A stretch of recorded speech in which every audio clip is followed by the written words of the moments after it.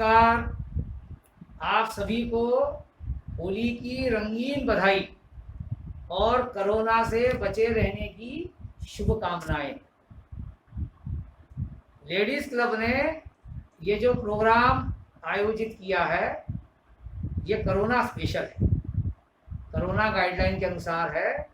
Remote distancing से ये programme किया, इसके लिए मैं लेडीज़ क्लब को बधाई देता हूँ, अभिनंदन करता हूँ। यही कारण है कि जब मुझे कहा गया कि इस प्रोग्राम में कविता पाठ करना है तो मैं तुरंत तैयार हो गया, क्योंकि इससे कोरोना बचाव का संदेश भी मिल जाएगा।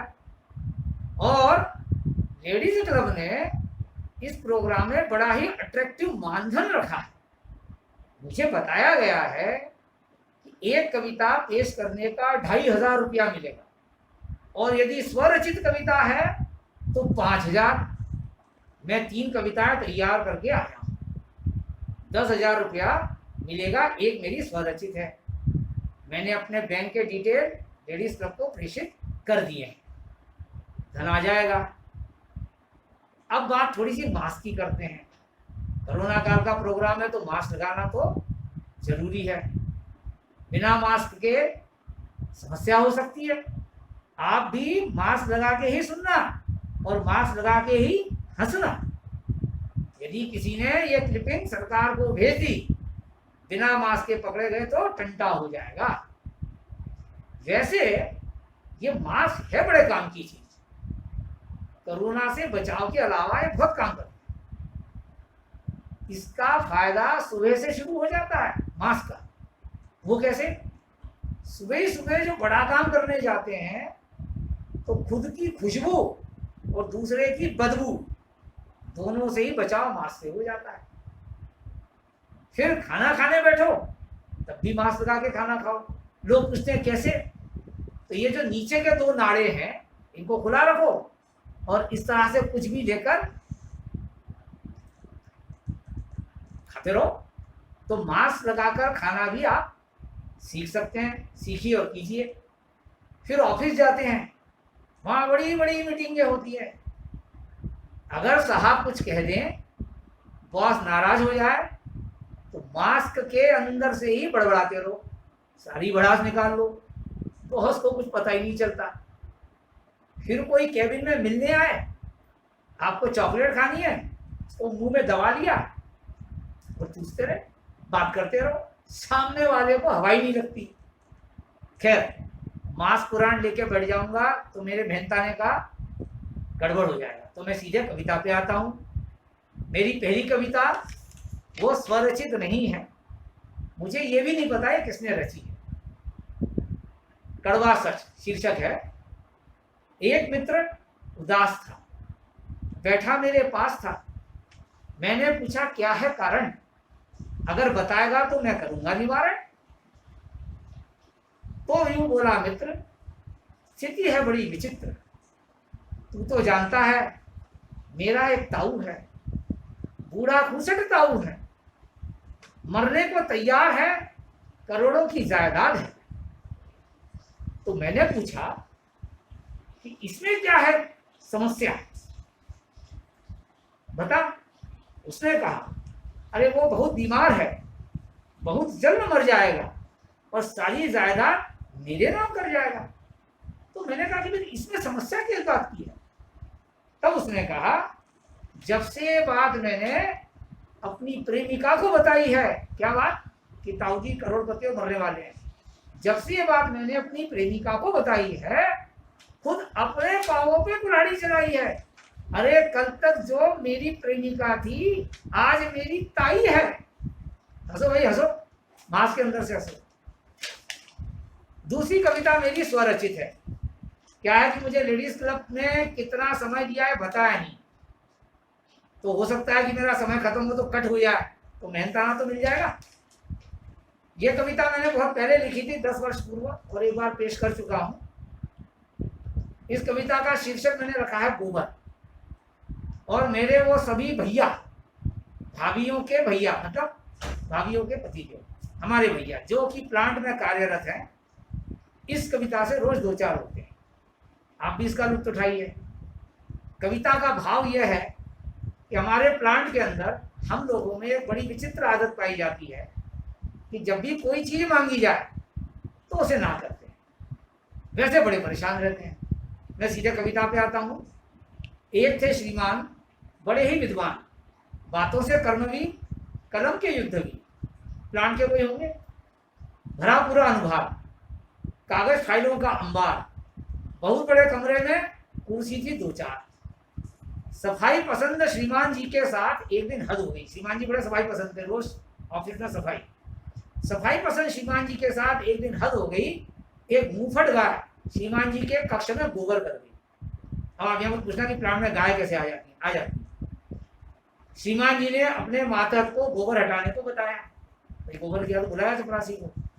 गोबर हटाना मेरा काम नहीं, मातहत ने यूँ करना है। ऐसा मत समझिए कि चपरासी को बुलाया सारे काम कर देगा। गोबर हटाना मेरा काम नहीं। श्रीमान जी ने अपने पीए से पता करवाया तो उसने गोबर हटाओ अनुभाग के बारे में बताया। तो हो सकता है प्लांट में गोबर हटाओ अनुभाग भी हो, जहाँ गई गोबर उसको हटाओ। श्रीमान जी ने तुरंत वहां पर करवाया फोन, पहले कंप्लेंट तो लॉन्च करो, कहकर उधर हो गया फोन। श्रीमान जी ने फोन किया, नंबर लेके गया, गोबर हो गया हटा लो, बोले पहले कंप्लेंट लॉन्च करो। श्रीमान जी ने अपने मातहत से तुरंत एक कागज दौड़ाया। 4 दिन के बाद वो कागज लाल पीला होके वापस आया। कागज का कंप्लेंट लिख के भेजी, वापस आ गई। क्या लिखा था? आजकल तो नेट पर ही कंप्लेंट होती है, ऑनलाइन कंप्लेंट होती है भाई। नेट का नंबर फिर कागज पे लिखो, साइन करके भेजो, तब होगी सुनवाई। गोबर अभी पढ़ा ही हुआ है। जैसा कहा वैसा किया। गोबर हटाना था तो श्रीमान जी ने वो सब किया। जैसा कहा वैसा किया। दिन बीत गए 7। गोबर का बंद रहा था कंडा। श्रीमान जी ने की फिर से फोन पर बात, गोबर सूख चला। गोबर हटो अनुभाग का बड़ा ही निराला ढंग, एक से बढ़कर एक जवाब श्रीमान जी रह गए तब। गोबर हटाओ अनुभाग में जब उनकी दरखास्त गई तो वहां से जो नोटिस लिख के आई वो देखिए, गौर फरमाइए। गोबर हटाने पे हो गई है मनाही, पर्यावरण का प्रश्न है नहीं कोई सुनवाई। पहला लिखा था कि गोबर पर्यावरण के अनुकूल है, मनाही है, नहीं हटा सकते। ये पहला कमेंट था। दूसरा, अगर आपका गोबर हम उठाएंगे तो आपके साथी हल्ला मचाएंगे, इनका क्यों हटाया, और इस तरह तो हम तो गोबर ही उठाते रह जाएंगे, यही काम है क्या? ये दूसरा कारण। कैसे हटाया गोबर? अब तो कॉन्ट्रैक्ट खत्म हो गया। सबसे स्ट्रांग जवाब है साथी प्लांट का, मेरे प्लांट के साथी गदगद हो जाएंगे। कैसे हटाए गोबर? कॉन्ट्रैक्ट ही खत्म हो गया, SOQR नहीं है, क्वांटिटी नहीं है। अगले कॉन्ट्रैक्ट में कुछ जुगाड़ लगाएंगे, 2 आदमी एक्स्ट्रा बुला के गोबर हटवाएंगे। अभी तो नहीं कर सकते, सॉरी। कुछ दिन बाद गोबर ने दिखाया रंग, कपड़ों में आती गोबर की बदबू, श्रीमती रह गई दम। वो गोबर वहीं पड़े पड़े जब रोज श्रीमान जी बैठेंगे तो उसकी खुशबू उनके कपड़ों में भी आने लग गई। श्रीमती जी को गोबर की बात धीरे से समझाई, सुनकर वे तुरंत झल्लाई। तो घर पे पूछा होगा कि ये क्या, इसका बदबू क्या आ रही कपड़ों में। पड़ोस वाले धर्म जी के ऑफिस में भी गोबर हुआ था, वो तो एक ही दिन बढ़ गया। ऐसा घर में होता है। आप घर की समस्या प्लांट की बताइए तो सुनने को मिलता है कि उनकी तो सॉल्व होगी, आपकी नहीं होगी। आप हुई ऐसे। पड़ोस वाले धर्मा जी के ऑफिस में भी गोबर हुआ था, वो तो एक ही दिन में हटाया। क्या आप ऑफिस में काम नहीं करते कि गोबर हटाने कोई नहीं आया? ताना सुनना पड़ा। श्रीमान जी का दारुण दुख हमसे न देखा जाए, हम मित्र थे उनके, हमारे एक जुगाड़ू मित्र, हमने तुरंत ही बुलवाए। प्लांट में जब इस तरह के काम नहीं होते तो जुगाड़ से होते हैं, तो हमने जुगाड़ू मित्र बुलाया। हमने मित्र से कहा इनकी समस्या तो सुलझाओ। मित्र ने कहा बात क्या है, पहले ये तो बताओ। श्रीमान जी ने कहा भाई गोबर की समस्या है, हमें सुलझाने में अनेबल है। श्रीमान जी ने मित्र से कहा कि गोबर की समस्या है, हम सुलझाने में अनेबल हैं। मित्र ने कहा क्या, आपको गोबर नहीं होता? अरे ये समस्या तो बड़ी ग्लोबल है। मित्र को लगा गोबर मतलब वो श्रीमान जी को की समस्या है, कब्जियत। श्रीमान जी ने कहा भाई गोबर की समस्या है, हम सुलझाने में अनेबल है। मित्र ने कहा क्या आपको गोबर नहीं होता? अरे ये समस्या तो ग्लोबल है। श्रीमान जी बोले नहीं भाई, मैं तो केवल गोबर ही करता हूँ, मतलब कब्जियत की समस्या नहीं है, मैं खूब गोबर करता हूँ, पर लंबे अरसे से सामने पड़े गोबर से करता हूँ। ये रूम में जो ये गोबर कंडा पड़ा है, ये समस्या है। एक से बढ़कर एक उपाय सुझाए हमारे मित्र, कंडे पे कुर्सी रखो या लगाओ। हमारे चित्र, हमारे मित्र ने उपाय सुझाना शुरू किया, उसमें कुर्सी रख दो, वहाँ फोटो लगा दो, इससे वो छिप जाएगा। मित्र के सुझावों से श्रीमान जी के माथे पर बल, एक भी उपाय भाया नहीं, समस्या नहीं हुई हल। श्रीमान जी को वो उपाय भाई नहीं। फिर एक दिन ये शुभ अवसर आया। अब देखिए सब थोड़ा चेंज आ रहा है। अभी तक श्रीमान जी गोबर से परेशान है, बड़े अधिकारी हैं। फिर एक दिन ये शुभ अवसर आया, हमारे डिपार्ट का राधे ये धंसू खबर लाया। डिपार्ट में एक राधे था। क्या खबर थी?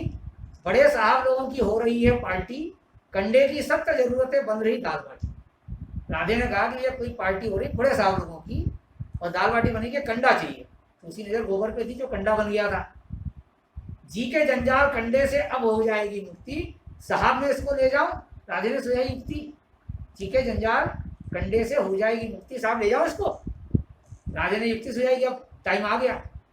अब देखिए, अब श्रीमान जी के इसमें जो चेंज, जिस थीम पे कविता है, प्लांट की मेंटलिटी, श्रीमान जी ने कहा ऐसे कैसे दे दूं गोबर का कंडा, मांगने वाले को तुरंत ना करना, ये हमारे प्लांट का पहला फंडा। श्रीमान जी ने कहा ऐसे कैसे दे दूं कंडा, मांगने वाले को तुरंत ना कहना, ये हमारे प्लांट का फंडा। श्रीमान जी ने कहा पहले दस्तखत तो लेके आओ, दरखास्त तो लेके आओ, superior, section head, unit head, इनके दस्तखत भी करवाओ। बेचारा राधे दुनिया भर की अप्रूवल और अनुमोदन आया कंडा ले जाने के लिए, साहब से लिखवा लाया कि ये कंडा दिया जाए। उसके बाद श्रीमान जी ने उससे एचआर भी भरवा दिया, एचआर भी भरवाया। 10-5 पेज की दरखास्त पे श्रीमान जी ने नोट चलाया। अब सब दरखास्त बन गई, फाइल बन गई। बड़े दिन के बाद उनको ऑफिस के काम में बुलाया। बड़े दिन बाद श्रीमान जी बुलाया कि अब कुछ काम आया है, कागज आ जा रहे हैं। अब श्रीमान जी ने नोटिंग पे लिखा नहीं देने के लिए, क्या ये जगह भी घेरता है, इसके लिए आदमी लगाए हैं हमने, कुछ आदमी इसको संभालने के लिए लगाए हैं, इसके जाने से कैसे होगा, खाली हो जाएगी जगह। लोग भी इसको जानने लगे हैं, इसको लेके लोग अब समझने लगे कि कहाँ क्या है। ऐसे 1000 जुमले श्रीमान जी ने लिख दिए। कंडे का देना कठिन, ये श्रीमान जी का सोचा। ऐसे जुमले श्रीमान जी ने दिए 1000। कंडे का देना कठिन है, ये श्रीमान जी का सोचा। कंडा दान के दरखास्त की बन गई मोटी फाइल। सबसे अंत में तय हुआ कि कंडा नहीं दिया जाएगा, क्योंकि अब मांगने वाला आ गया था। तो जो श्रीमान जी बड़े परेशान थे, अब तय हुआ कि कोई कंडा नहीं दिया जाएगा। बेचारे श्रीमान जी आजकल बड़े परेशान से रहते हैं। गोबर हटाओ, कंडा हटाओ, हर जगह कहते फिरते, कंडा तो हटा नहीं। जब वो नहीं हटा तो फिर परेशान हो गए। बेचारे श्रीमान जी आजकल बड़े परेशान रहते हैं। गोबर हटाओ, कंडा हटाओ, हर जगह कहते फिरते हैं, हर जगह कहते फिरते हैं। ये मेरी स्वरचित थी, तो एक और ये होगी तो 7.5 वाला मामला हो गया। अब एक अंत में कविता है पंचशील, वो मुझे याद है बचपन से। आज से 50 वर्ष पूर्व चीन के साथ भारत ने पंचशील समझौता किया था। तो आप में से किसी को उस समझौते को जानने की जरूरत नहीं है। कविता अपने आप में स्पष्ट है और हास्य कविता है, इसमें हास्य रस का पुट है। फरमाइए, पंचशील पुल पर खड़े 5 अनोखे व्यक्ति, पंचशील पुल पर खड़े 5 अनोखे व्यक्ति परिचय दे रहे अपना किसमें कितनी शक्ति। उनमें एक था अंधा, बाकी थे लूला, बहरा, लंगड़ा, नंगा। उनमें एक था अंधा, बाकी थे लूला, बहरा, लंगड़ा, नंगा। बहरा बोला यकायक, पुल पे 5 खड़े हैं। बहरा बोला यकायक, ध्यान दो और साफ सुनाई पड़ रहा है डाकू दल का शोर। बहरा बोला यकायक, ध्यान दो और साफ सुनाई पड़ रहा है डाकू दल का शोर। तब अंधे ने कसम खाई, 12 डाकू साफ दिखाई दे रहे हैं भाई। तब अंधे ने कसम खाई, 12 डाकू साफ दिखाई दे रहे हैं भाई। तब लंगड़ा बोला, भाग चलो वरना लुट जाएंगे, भाग चलो वरना लुट जाएंगे। लंगड़ा बोला। दूल्हे ने कहा नहीं, 2-2 हाथ दिखाएंगे। दूल्हे ने कहा नहीं, 2-2 हाथ दिखाएंगे। नंगा बोला। सबसे अंत में नंगा बोला, अरे तुम कुछ नहीं कर पाओगे, सब मिलके मुझको ही लुटवाओगे। तो ये पंचशील समझौते के बाद इसीलिए एक हास्य कविता थी। कवि का नाम मुझे नहीं याद, तो मैंने इस तरह से एक स्वरचित और 2 कविताएं आपके समक्ष पेश की। और उम्मीद है आप खूब हंसेंगे, मास्क के अंदर हंसीएगा। और वो बैंक के डिटेल मैंने भेजी दिए हैं, और मुझे बुलाने के लिए मैं वापस लेडीज क्लब का बहुत बहुत आभारी हूँ। धन्यवाद। होली की शुभकामनाएं। जय हिंद।